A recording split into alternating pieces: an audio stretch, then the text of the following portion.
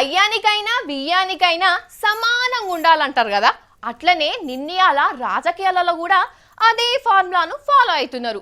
తోటోడు తొడగోసుకుంటే నేను మెడగోసుకుంటా అన్న తీరు అవతలి పాటోలను తక్కువ చేసేందుకు, వాళ్ళని బీట్ చేసే రేంజ్లా ఎలిగిపోతేందుకు ఒక్కొక్కలను రంగంలోకి దించుతున్నారు.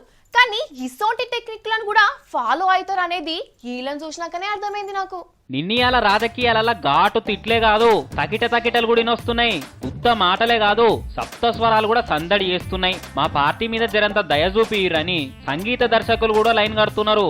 ఇక సినిమా పాటలకు సంగీతం కొడతాడు కదా బప్పిల హరి, గదే పెయి మీద ఏం తక్కువ 5-6 కిలోల బంగారం ఆరేసుకొని కానొస్తుంటాడు కదా బయట గాయన.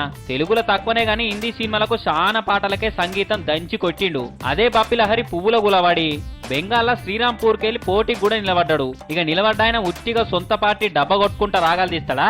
అవతల పార్టీల మీద తీరొక్క రాగంలా శృతి కలుపుకుంటా మరి తిట్ల దాని కాలం అనుకుంటున్నాడట. ఇక ఇది చూసి అక్కడి తృణమూల్ పార్టీలకు కుత్కిల దాకా వస్తున్నదట కోపం. మరి ఎట్లా వేయాలి, బప్పిలహర్ గాలి ఎట్లా తీయాలని బాగా ఆలోచన చేసి ముళ్ళుని ముళ్ళుతోనే తీయాలన్నట్టు సంగీతాన్ని సంగీతంతోనే కొట్టాలని హిందీ సినిమా యాక్టరు పాటలు పాడేటాయన ఉన్నాడు కదా మిథున్ చక్రవర్తి, ఇగో గాయనని గట్టిగా పట్టుకున్నారు. మిథున్ చక్రవర్తి మాకు ఆప్తమిత్రుడే, అడిగితే ప్రసారం చేసి పెడతాడే అని ఆయనను రంగంలోకి దింపిరమ్మా. పువ్వు గుర్తుల మీద బప్పిలహర్ మీద కైగట్టి మరీ దుమ్మెత్తి పోసేందుకు తృణమూల్ పార్టీలు చేసిన సరిగమల మతల ఆలోచన గిదన్నట్టు. ఇగటు cinema actor cum music director అయిన మిథున్ చక్రవర్తి కూడా బానే ప్రసారాలు చేస్తున్నాడట. కానీ హీరోలు హీరోయిన్లు ఇలెన్లే కాదు, సంగీత దర్శకులు పాటలు పాడేటోళ్ల పోటీ కూడా బానే పెరిగి పరిస్థితి మంద్ర స్థాయికి పోతున్నది.